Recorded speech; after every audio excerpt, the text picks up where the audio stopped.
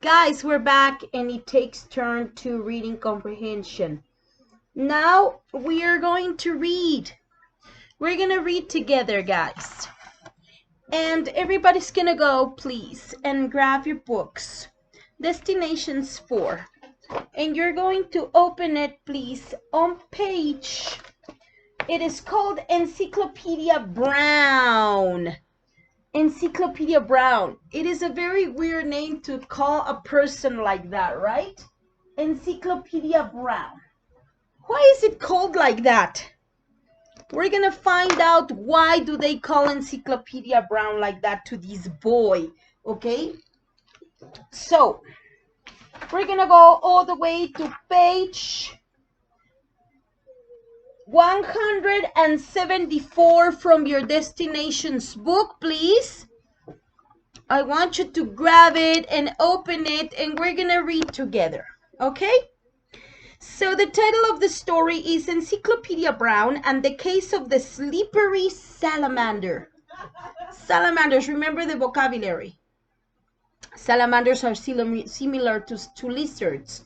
They have bare skin and they look, it's a combination of lizard, frog, snake, whatever, but they are very weird. Okay, so what is the genre of the story? The genre of the story is realistic fiction. And the question of the week is, how can attention to detail help solve a problem? You know what detectives do when they want to find out or solve a mystery or solve a problem? They hire detectives to do these type of things. When they want or they have to make an investigation related to something, to a crime or something like that. So we're gonna find out in this story what is happening, guys. Let's find out who is Encyclopedia Brown, okay? Who is Encyclopedia Brown? How am I gonna call a person like that? Hello, Encyclopedia. How you doing, Encyclopedia? Okay. It happens like this, guys. To a visitor, Idaville looked like an ordinary seaside town. It had churches, 2 car washes, and 3 movie theaters. It had bike paths, sparkling white beaches, synagogues, and plenty of good fishing spots. Okay, let me make a correction. It's synagogue. Synagogue and plenty of good fishing spots. But there was something out of the ordinary about Idaville. For more than a year, no child or grown-up had gotten away with breaking a law. People wanted to know, how did Idaville do it? The secret resided in a red brick house at 13 Robert Avenue. That was where Idaville's police chief lived with his wife and son. Chief Brown was a smart, kind, and brave man, but he wasn't the one who kept crooks from getting away with their crimes. No, the brains behind it all was his 10-year-old son, Encyclopedia. So this boy is called Encyclopedia, guys. Encyclopedia's real name was Leroy. What is Encyclopedia's real name? Leroy. Wow. But only his parents and teachers called him that. Everyone else called him Encyclopedia because his brain was filled with more facts than a reference book. Sometimes the Brown family was tempted to tell the world about Encyclopedia's amazing talent as a crime solver. But so far they hadn't leaked a word. For one thing, the Browns didn't like to boast. For another, who would believe that Idaville's top detective was a 5th grader. So this guy was very peculiar, guys. Why was Leroy so very peculiar? Because he was so very smart that he could solve problems? Or what he can do? What did he do in the story to make him so interesting? Let's find out. One Monday night, Chief Brown sat at the dinner table staring at his plate spaghetti. So far, he hadn't slurped up a single strand. It means that he didn't eat anything. He was just thinking like this, what am I going to solve right now? Encyclopedia and his mother knew the reason, or father. The chief wasn't eating because he had come up against a crime that he didn't solve. Encyclopedia waited for his dad to tell him about the case. Whenever Chief Brown was stumped, remember the word stumped? When you don't know what to say, okay? When you're puzzled, when you're stood up, when you don't know, when you're stuck in something, when you have no words to say. Encyclopedia cracked the case for him, usually by asking just one question. At last, Chief Brown looked up, and there was a theft at an aquarium today, he said, rubbing his forehead. Oh no, it's like saying something happened in the aquarium. There was an aquarium, guys, nearby. Last summer, an aquarium had opened near the beach. The most popular attractions were there, and the giant shark tanks, the dolphin shows, and the Den of Darkness. The Den of Darkness was a huge indoor orbit of reptiles and amphibians. Encyclopedia especially liked visiting the frogs and salamanders in the amphibian section. Wow! Amazing. Do you like aquariums? I love aquariums. Wow! Look what happens in the next page. We see a salamander here, and I think this salamander is called Fred, because here it says Fred. I hope the great white sharks weren't stolen, Mrs. Brown said with a smile. That would certainly take a bite out of business. Chief Brown shook his head, and it wasn't the sharks. Encyclopedia put down his fork and listened carefully, and his father explained that Fred, a tiger salamander, had been stolen. Wow, who would want to steal a salamander? I don't think I would want to steal a salamander. Would you like to steal a salamander? I don't think so, because I think they bite. Fred was shipped to the aquarium only 2 days ago. Chief Brown said he was being kept apart from the other animals until the officials were sure he was healthy. If he got a clean bill of health, he was to go on display next month. Do you have any clues, dear? Mrs. Brown asked. The chief frowned. Not many. All we know is that the salamander disappeared this morning, sometime between 10:30 and 11:45. Why would someone steal a salamander? Mrs. Brown wondered. Fred is the aquarium's only tiger salamander. Her husband explained from what the director of the aquarium told me. Someone could sell him for a lot of money. Really? Mrs. Brown's eyes widened. Widened. You say widened. Do you think a visitor might have stolen him? Let's see and let's find out what Encyclopedia did here.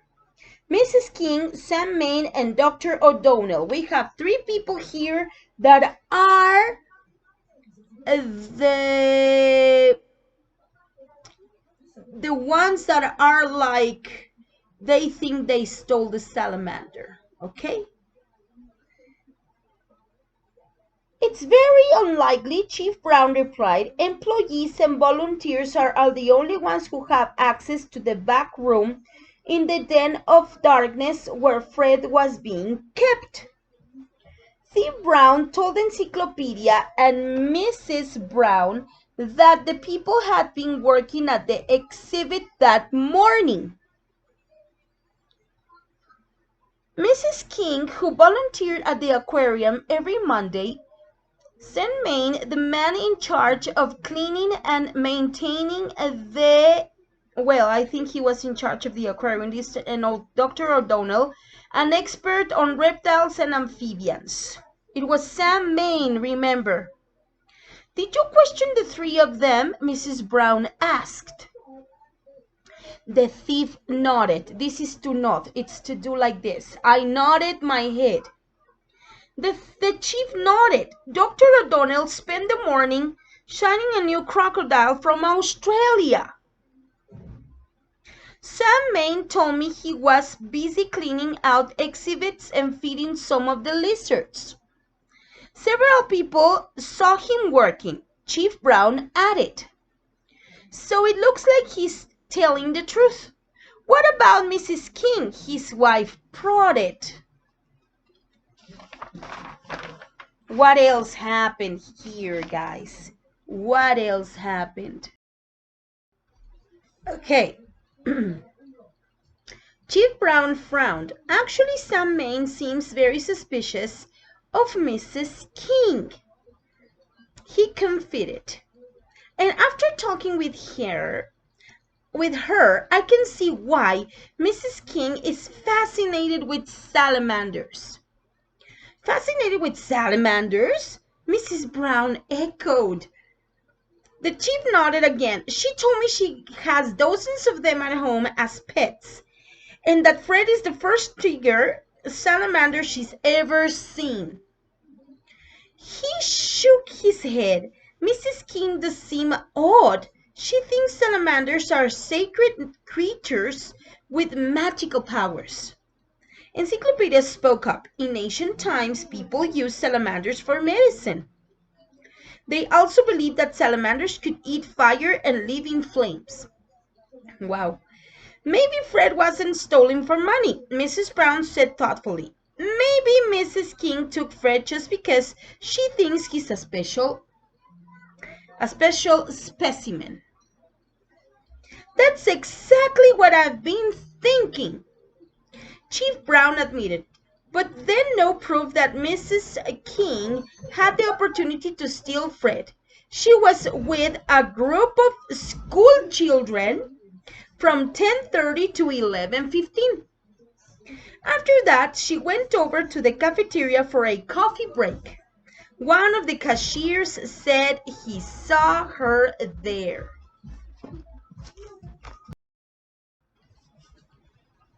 Thief Brown seemed with frustration. I hate to admit, but this case has me baffled. Encyclopedia closed his eyes and his parents watched him hopefully. They knew when Encyclopedia closed his eyes, it meant he was doing his deepest thinking. It's like when you go like, okay? It was his deepest thinking. It's what it says here. A moment later, Encyclopedia was ready. He opened his eyes and asked his one question. Has Sam Main been working at the aquarium long, Dad? Actually, he was hired only 2 weeks ago, Chief Brown answered, but he has a lot of experience. Sam told me he's been taking care of salamanders, the other lizards, for more than 19 years.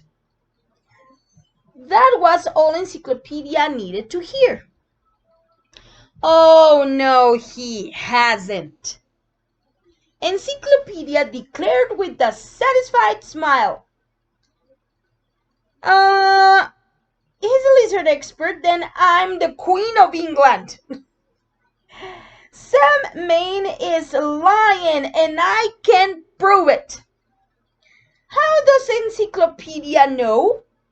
Let's find out what happens here, guys. I guess we know who stole the salamander. Solution of the case of the slippery salamander. Encyclopedia knew that Sam Main was lying because he told Chief Brown he'd been taking care of salamanders and other lizards for more than 19 years. Anyone who'd been taking care of salamanders for that long would know that salamanders are not lizards. They are classified as amphibians, lizards, and are classified as reptiles. Sam Main admitted stealing the valuable new tiger salamander that morning. After he returned Fred to the aquarium, he was fired from his job as caretaker. So here is this is sort of like an information of how salamanders. It's like a fact sheet that gives information of the characteristics of a salamander. So it says the class, the size, the habitat, the range, the appearance, and the lifespan. The class are members of the amphibian class. Salamanders have to live in new environments, and all amphibians are cold-blooded animals with a backbone, vertebrate, that spend part of their time on land and part in water. Salamanders need to breathe air and drink water through their skin, guys. The size of a salamander. Salamanders are measured from their heads to the end of their tails.